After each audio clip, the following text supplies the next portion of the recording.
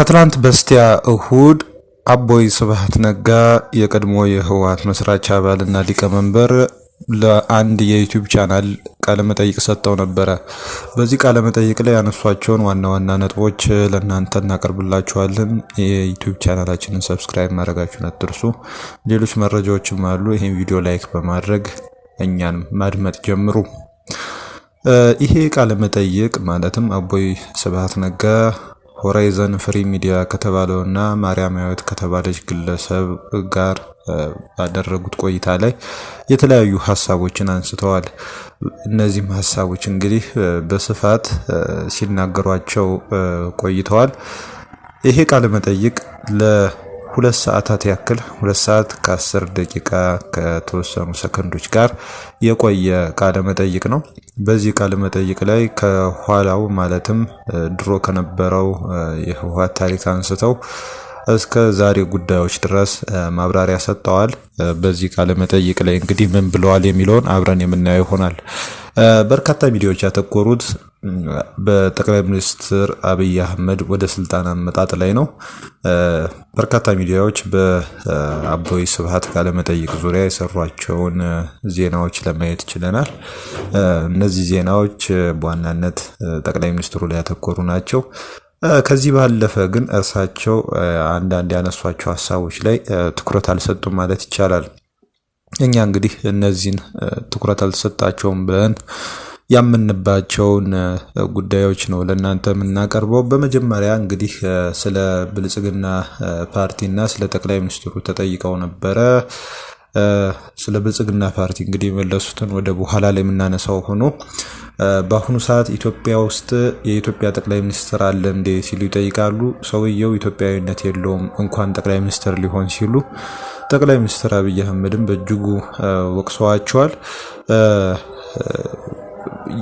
እኛ የአብይን መጥፎ ባህሪ ለኢትዮጵያ ሕዝብ አልነገርነውም በማለት በተደጋጋሚ በዚህ ቃለ መጠይቅ ላይ ሲናገሩ ተመልክተናል።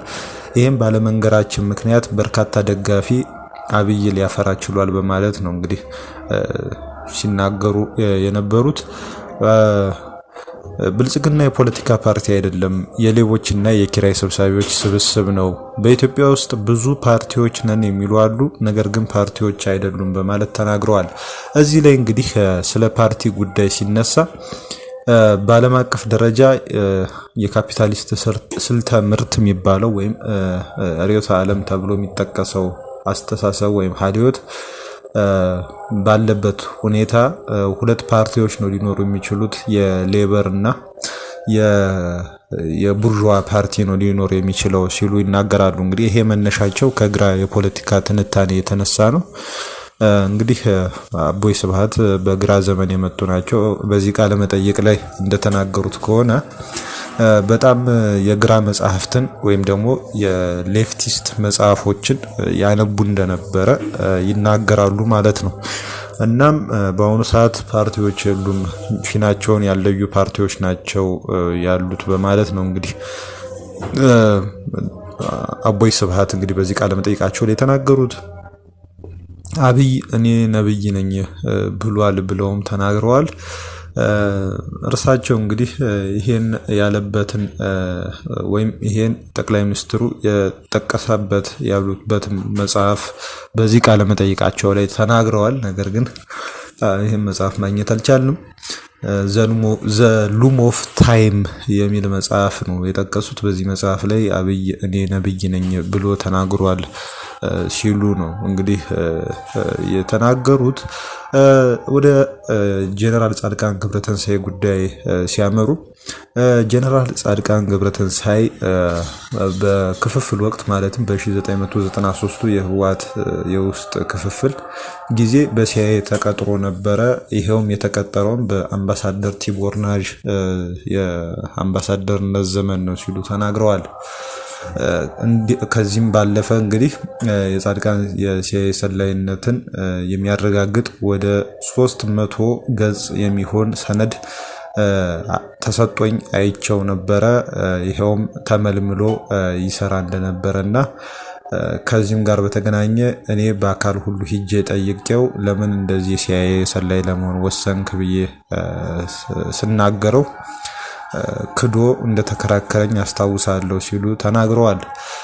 ስለ ጠቅላይ ሚኒስትሩም ሲያነሱ ጠቅላይ ሚኒስትሩ ወይም አብይም ከመመረጡ በፊት ከአሜሪካኖቹ ጋር ግንኙነት እንደነበረው እነጌታቸው አሰፋ መረጃ ነበራቸው በማለት እንግዲህ ተናግረዋል። ይሄ ማለት ያው ከዚህ ቀደም የተለያዩ ሀሳቦች ሲነሱ ነበረ።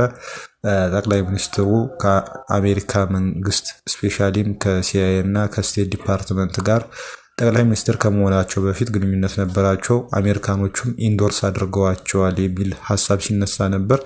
ለዚህም እንደ ማስረጃ የሆነው ስልጣን ከያዙ በኋላ በርካታ የአሜሪካ አፊሊየትድ የሆኑ መገናኛ ብዙሃን ጠቅላይ ሚኒስትሩም በእጅጉ በተጋነነ ሁኔታ ሲያወድሱ ነበር የሚለው ሀሳብ ነው የሚጠቀሰው።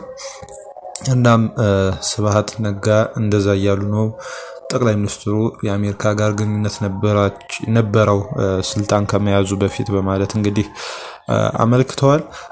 ስለ አቶ ጌታቸው ረዳም ጉዳይ ሲያነሱ ጌታቸው ረዳን የመለመልኩት እኔ ነኝ ብለዋል። አያይዘውም እውቀቱ በጣም ጎበዝ ነበር፣ በእኛ ደረጃ ስናየውም በጣም ተፈላጊ ነበር፣ የቅንነት ምልክትም ነበረው በማለት እንግዲህ አመልክተዋል። በአሁኑ ሰዓት የአፍሪካ ልህቀት አካዳሚ አመራር የሆኑትንም አቶ ዛዲግ አብርሃንም የመለመልኩት እኔ ነኝ በማለት እንግዲህ ተናግረዋል። እርሱም እውቀት አለው ብለዋል። ሁለቱንም ስለመለመልኩ ድርጅቱ ተቆጣኝ ያሉት አቦይ ስብሃት በአንድ ጊዜ ሁለት አባላትን መመልመል ስለማይቻል ድርጅቱ ለምን ሁለቱንም መለመል ካለኝ፣ ስለዚህ እኔ መለመልኩት አቶ ጌታቸው ረዳን ነው በማለት አቶ ጌታቸው ረዳ በሙሉ አባልነት ወደ ህወሓት እንዲገባ ሆኗል ሲሉ ተናግረዋል።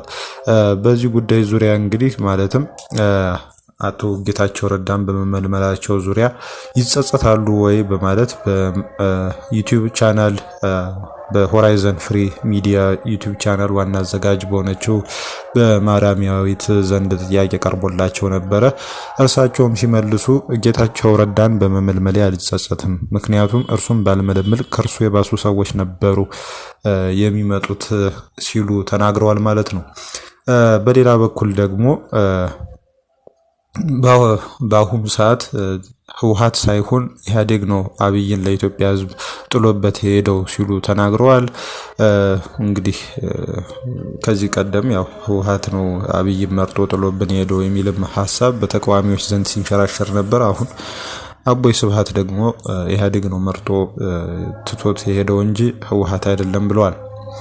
እኔ ያኖሌ ሐውልትን አላቆም ብለዋል። እንግዲህ ያኖሌ ሐውልት በጣም አወዛጋቢ ሐውልት ነው። እንደሚታወሰው በአፄ ምኒልክ የማስገበር ዘመን የኦሮሞ ሴቶች ጡታቸው ተቆርጧል በሚል ምክንያት ይሄ ሐውልት መሰራቱ ይታወቃል። አቦይ ስብሃት ያኖሌ ሐውልትን አላቆም ብለዋል። በአሁኑ ሰዓት ኢትዮጵያ አስፈሪ አደጋ ላይ ነች ያለችው ያሉት አቦይ ስብሃት ህዝቡ አንድነቱን ማጠናከር አለበት፣ ንቃተ ህሊናውንም ማሳደግ አለበት ሲሉ ተናግረዋል። ወደ ኋላ መለስ ብሎ ደግሞ በህወሓት የመጀመሪያዎቹ ዘመኖች ሊቀመንበር የነበሩትና በአሁኑ ሰዓት ከአሁኑ አስተዳደር ወይም ከጠቅላይ ሚኒስትር አብይ አስተዳደር ጋር አብረው እየሰሩ የሚገኙት አረጋዊ በርሄ እነመለስ ዜናዊን እንግደላቸው እያለ ያማክረኝ ነበር ሲሉ ተናግረዋል። የዚህም መነሻ ደግሞ ታናናሾቹ እየበለጡት ሲመጡ በእጅጉ በቅናት ስለተንገበገበ ነው። በሪሁ ነው የመጀመሪያ ስማቸው አቶ አረጋዊ በርሄ። በነገራችን ላይ በሪሁ እየተናደደ መጣ። እኔ በሪሁ በጣም ወዳጄ ነበር፣ ስብሃቱ ብሎ ስም ያወጣልኝ እሱ ነው። ስብሃቱ ነው የቀረው ስሜም በዛ ምክንያት ነው። በሪሁ በጣም ጀግና ተዋጊ ነበረ፣ ነገር ግን በቅናት ምክንያት ከድርጅቱ ሊወጣ ችሏል ሲሉ እንግዲህ ተናግረዋል። በሌላ በኩል ደግሞ ህወሓት ላይ በተደጋጋሚ ይቀርብበት የነበረው ክስ ጸረ አማራ ድርጅት ነው የሚል ነው። በዚህ ጉዳይ ዙሪያ ጥያቄ ቀርቦላቸው ነበረ። ለጥያቄው መልስ ሲሰጡ እኛ ድርጅቱን ስናቋቁም የአማራ ህዝብ ጠላት ነው ብለን አልተነሳንም፣ የአማራ ህዝብ መጥፋት አለበትም አላልንም እንግዲህ ያልነው ብለው ከዚህ ቀደም የዘረዘሯቸውን ቢሮክራሲያዊ ካፒታሊዝም፣ ፊውዳሊዝም እና ጠባብ ብሔርተኝነትን ለመታገል ነው የወጣ ነው ሲሉ ተናግረዋል። ከዚሁም ጋር በተገናኘ እንግዲህ ገድሊ ግንባር ሓርነት ትግራይ ወይም ደግሞ ገግሃት የተባለው ድርጅት በተመለከተ አንድ ሐሳብ አንስተው ነበረ።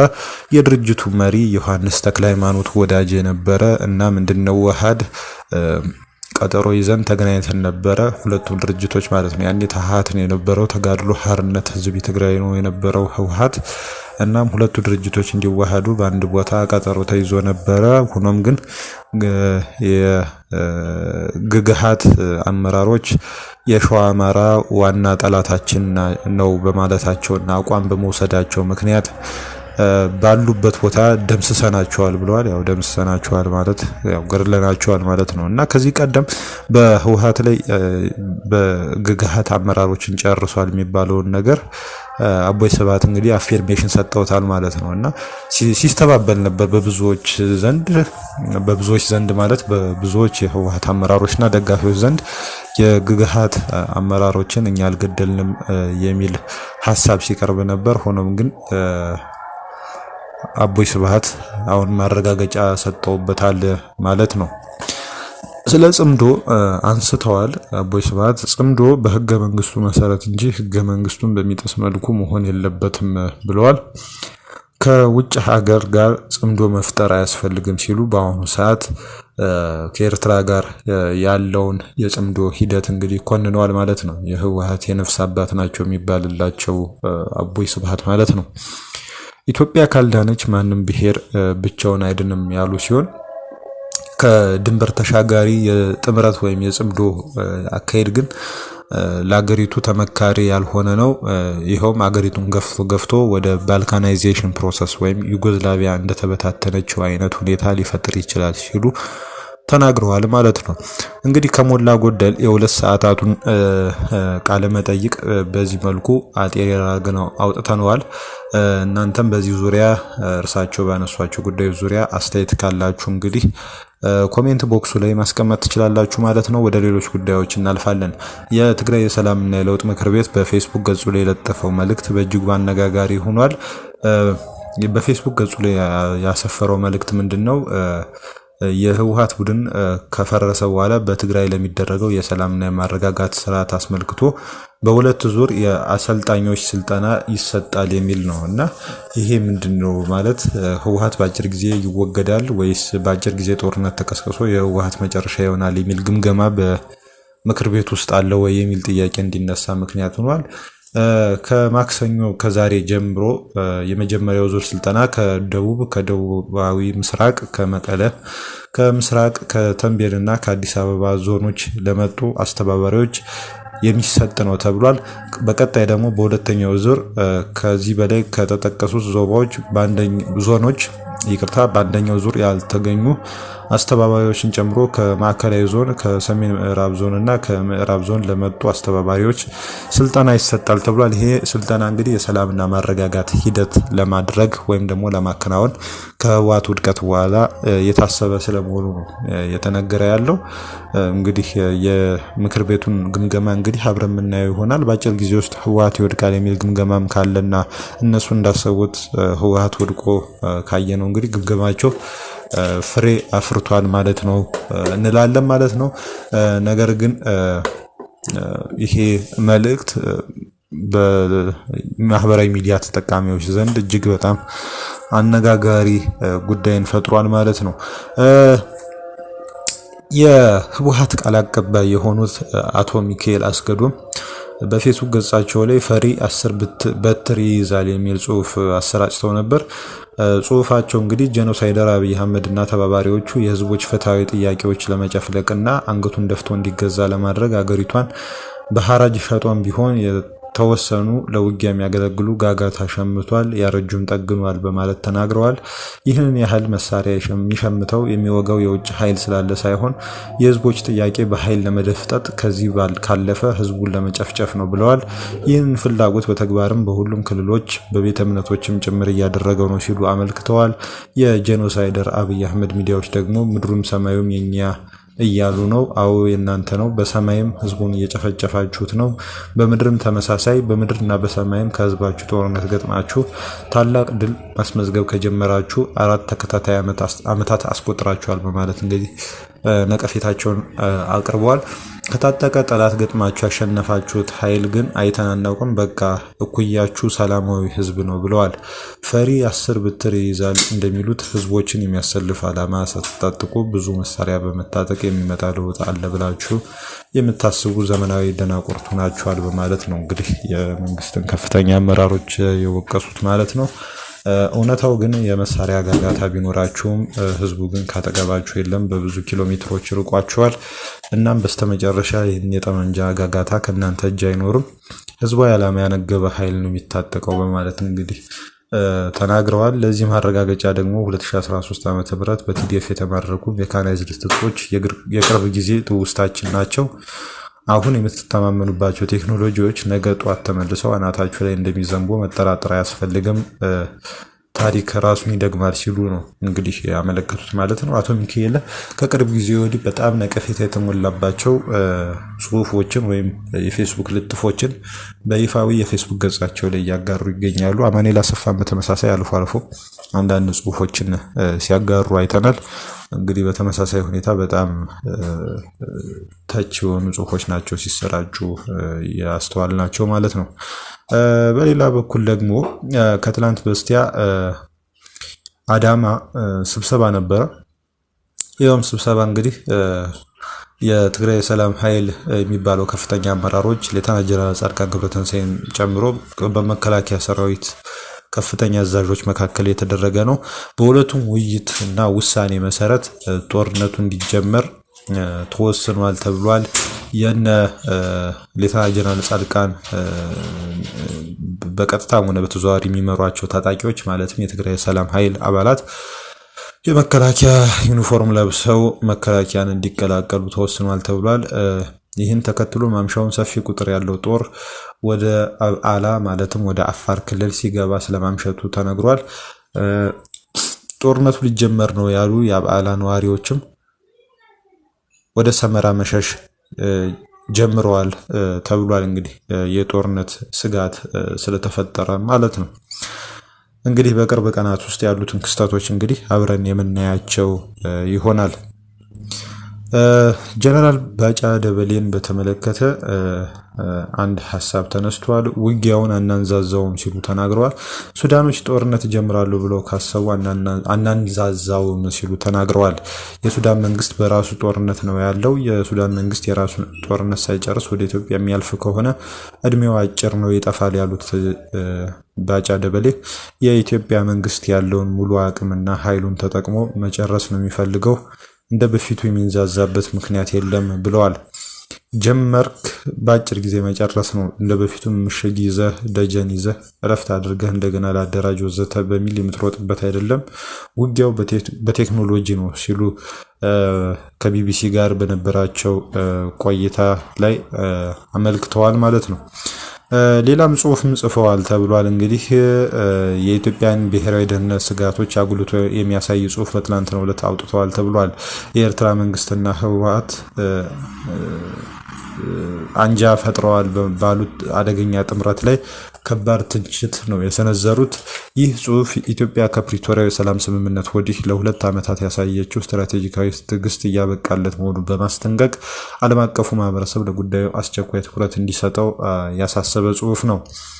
እንደ ጄኔራሉ ማብራሪያ ኦገስት 3 ቀን 2026 የኤርትራ መንግስት ከፍተኛ የጦር አዛዦች የኢትዮጵያን ድንበር ጥሰው ወደ ዛላምበሳ ከተማ በመግባት የኤርትራን ባንዲራ በአደባባይ አውለብልበዋል። ይህ ክስተት በማህበራዊ ሚዲያ በስፋት የተሰራጨ ሲሆን የኢትዮጵያን ሉዓላዊነትና የግዛት አንድነት በግልጽ የጣሰ ድርጊት መሆኑ ተገልጿል።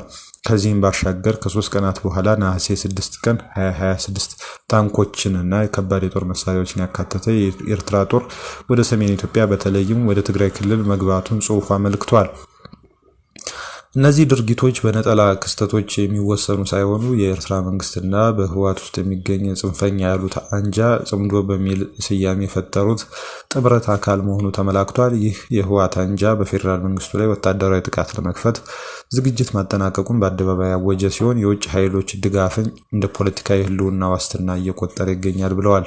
በተጨማሪም አንጃው አምባገነናዊና ወታደራዊ ማስገደድ ዘዴዎችን በስፋት በመጠቀም እንዲሁም የትግራይ ተወላጆችን በሱዳን ጦርነት ውስጥ እንደ ቅጥር ነፍሰ ገዳይ በመሸጥ የህዝቡን ደህንነትና መብት ከፍተኛ አደጋ ላይ ጥሏል ተብሏል። ኢትዮጵያ ቀጠናዊ አለመረጋጋትን ለማስቀረት ስትል ላለፉት 2 ዓመታት ከባድ ስትራቴጂካዊ እርጋታን መርጣ ቆይታለች። የካቲት 26 በኢፌዴሪ የውጭ ጉዳይ ሚኒስቴር በኩል የተላከውን ይፋዊ የውይይት ጥሪን ጨምሮ በርካታ የዲፕሎማሲያዊ መፍትሄ ጥረቶች በአስመራ ውድቅ ተደርገዋል በማለት አመልክተዋል። ምንም እንኳን የአውሮፓ ህብረት ያወጣቸው መግለጫዎችና አሜሪካ በህወሓት ጽንፈኞች ላይ ጣለችው የተባለው ማዕቀብ በጎ ጅምሮች ቢሆኑም እርምጃዎቹ በአስመራም ሆነ በትግራይ ባሉ ተላላኪዎች ላይ ተጨባጭ ለውጥ አላመጣም በማለት አመልክተዋል። ይኸውም ለውጥ የባህሪ ለውጥ ማለት ነው። በመሆኑም የኢትዮጵያ መንግስት ብሔራዊ ደህንነቱ፣ ሉዓላዊነቱ እና የግዛት አንድነቱ እየተረገጠ ላልተወሰነ ጊዜ ትዕግስትን ሊመርጥ እንደማይችል ጀነራሉ ተናግረዋል። የኤርትራው ፕሬዝዳንት ኢሳያስ አፈወርቂ ኢትዮጵያን የማዳከም የመከፋፈልና በፖለቲካ ተጽዕኖ ስር የማዋል የረዥም ጊዜ ስትራቴጂካዊ ምኞታቸውን አልተውም ሲሉ ጀነራል ባጫ አጥብቀው ተችተዋል። ይህ አይነቱ እኩይ ተግባር የሁለትዮሽ ግጭት ብቻ ሳይሆን አጠቃላይ የአፍሪካ ቀንድን የፖለቲካ መዋቅር በኃይል ለማናጋት የሚደረግ አደገኛ ሙከራ መሆኑን ገልጸዋል። በጽሁፋቸው የኤርትራ መንግስት በኢትዮጵያ ግዛት ውስጥ የሚያንቀሳቅሰውን ጦር በአስቸኳይ ካላስወጣና ጣልቃ ገብነቱን ካላቆመ ኢትዮጵያ ሉዓላዊነቷን ለማስከበር ራስን የመከላከል ህጋዊ መብቷን ለመጠቀም እንደምትገደድ አስጠንቅቀዋል። ይህ አጸፋዊ እርምጃ ደግሞ በራሷ በኤርትራ ውስጥ በመንግስት እስከ መፍረስና እስከ ከፋ የጅምላ ስደት የሚያደርስ ቀውስ ሊፈጥር እንደሚችል አሳስቦ ለሚፈጠረው አጠቃላይ የቀይ ባህርና የቀጠናው አለመረጋጋት ኃላፊነቱን የሚወስዱት ሉዓላዊነት የሚጥሱት አካላት ናቸው ሲሉ ተናግረዋል። እንግዲህ አድማጭ ተመልካቾቻችን ስላዳመጣችሁ እናመሰግናለን። በኋላ ላይ እንገናኛለን። የዩቲዩብ ቻናላችንን ሰብስክራይብ ማድረጋችሁን አትርሱ። መልካም ጊዜ ይሁንላችሁ።